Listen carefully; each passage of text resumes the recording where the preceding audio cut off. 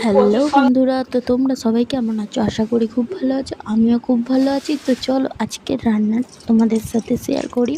বিশেষ করে এই রান্নাটা তাদের জন্য যারা রান্নায় কাঁচা। তো যারা রান্নায় কাঁচা, তো আমার এই ভিডিওটা ভালো করে প্রথম থেকে শেষ পর্যন্ত দেখে নেবে, কারণ এই রান্নাটা তোমাদের জন্য খুবই সহজ হতে চলেছে। তো দেখতেই পেলে আমি মাছগুলোকে ভালো করে ধুয়ে নুন হলুদ মাখিয়ে কড়া গরম করে তাতে তেল গরম করে তেলেতে ভালো করে মাছগুলোকে কড়া লাল লাল করে ভেজে নিয়েছি।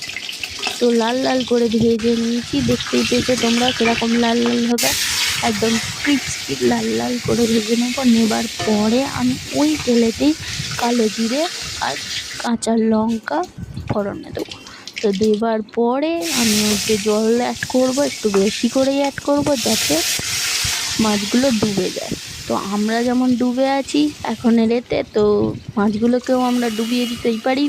তো এই মাছগুলোকে ডুবিয়ে দিয়ে মাছগুলোকে ডোবানোর মতন জল দেবো। তো দেওয়ার পরে হলুদ, গুঁড়ো লঙ্কা, নুন দেবো, দিয়ে ভালো করে নেড়ে চেড়ে ফুটিয়ে নেবার পরে আমরা ওতে দিয়ে দেবো মাছগুলো দেখে নাও কীরকম আমি ডুবিয়ে দিয়েছি। তো এরকমই ডুবিয়ে দেবে।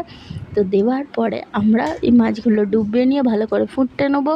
কিন্তু এর মধ্যে আমি একটা জিনিস ভিডিও করা ভুলে গেছি। তো সেই ভিডিওটা হচ্ছে কি, আমি ওতে একটু কাঁচা সরষের তেল অ্যাড করেছি। তো তোমরাও এইটা করবে, এতে টেস্টটা আরও বেশি বেড়ে যাবে। তো তারপর আর কি আমরা এই মাছের ঝালটা নামিয়ে নেবো ভালো করে ফুটিয়ে। তো জলটাকে মেরে আমরা তেল ভেসে এলে মাছটা নামিয়ে নেবো। তো আমার এই ভিডিওটা ভালো লাগলে like, comment, share and subscribe করবেন। Thank you.